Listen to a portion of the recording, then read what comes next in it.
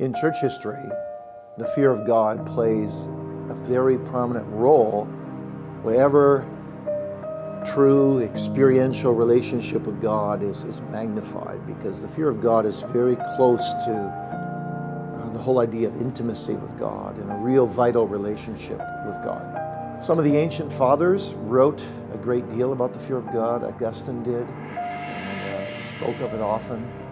If you read his Confessions, that whole idea of God being everywhere and being in the presence of God is very predominant.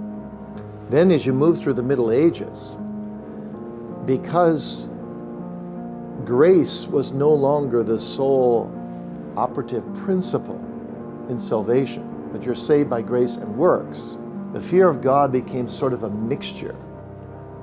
And actually the fear of God became more of a slavish fear than a childlike fear, which is tragic. We do need to retain some of the slavish fear of God as well. God is great and majestic. We need to fear sin just for its own sake and what it could do to us and so on. But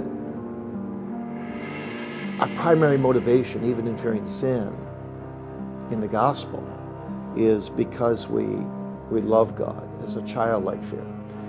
But when you teach that salvation is a mixture of grace and works in terms of justification, you've got to be sanctified in order to be justified, as Rome did, and that was the Middle Age predominant, not every single theologian, but predominant approach, then the slavish fear outweighs the childlike fear. Now, when the Reformation came along in the 16th century, Luther went through that struggle. And if you watch his life and you observe his agony and then his freedom in the gospel, when he really broke through, as he says, into the open gates of paradise through reading Romans 1:16, what really happened there, in terms of the doctrine of the fear of God at least, is that there was a transition where the childlike fear of God now became predominant because he saw that Jesus Christ was all his righteousness. And that's what the Puritans had as well, very, very strongly. And they wrote often on the fear of God. In fact, I just completed a book that we're publishing called The Godly Fear of John Bunyan. The whole book is on the fear of God and Bunyan's perception. Now, Bunyan wrote a whole book called The Fear of God, but it permeates all his writings. And that kind of Puritan emphasis of the fear of God out of childlike gratitude is huge. Jeremiah Burroughs wrote extensively on it. Anthony Burgess, William Perkins. So fear of God was very common. And then when you see the waning of Puritanism between the end of Puritanism around 1700 and the Great Awakening, 1730s, 1740s, that period of time, what was lost was the fear of God. And then after the Great Awakening, where the winds of enlightenment blew through Europe and then blew over to America, it's the fear of man that became predominant over the fear of God. And what does man think? And by the time 3 or 4 presidents went by at Harvard, which began so much with the fear of God. You know, John Harvard said the fear of God is really the beginning of wisdom, really focused on that Solomon concept. And what happened was, I think it was the 4th president of Harvard, was leaving in May for the summer, and he said to a sculptor on campus, when I come back, I want you on this brand new building, I want you to put in large letters, taller than a man, near the top of the building, man, the measure of all things. So the sculptor went to work, but he is a man who feared God, and he couldn't do it. His conscience bothered him. And so when the president came back, he came around the corner to look at this final work of this man. He goes, what? Because instead of man, the measure of all things, it said, what is man that thou art mindful of him? You know, he just turned it completely around.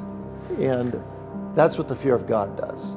And I think whatever you see, true spiritual life, the fear of God swallows up the fear of man. God becomes big, man becomes small, and we worship him at his feet. And our greatest question every day is, Lord, what would you have me to do? I want to do what's pleasing to you today. I want to commune with you today. And everything else that's on the horizontal level is motivated by that vertical relationship, which is marinated in the fear of God. And so when you come to our present day, how can 5 Supreme Court justices, rule something that's so blatantly contradictory to the whole Word of God? It's because there's no fear of God before their eyes. So they take into their own hands to redefine, supposedly, what they think marriage to be for 300 million people. That's the audacity of human nature, stripped, cut away from the fear of God. And it's the same thing with abortion. But it's the same thing with every single sin you and I commit. Stephen Charnock said something, the Puritan Stephen Charnock said something amazing. He said, every time when we knowingly sin, be it a sin of omission or be it a sin of commission, at that precise moment, we're being a practical atheist. Because we're acting as if God does not exist. And so at that very moment, the fear of God is not operative. It's not conscious. If the fear of God is conscious with us, we just wouldn't dare sin. We'd be like Joseph.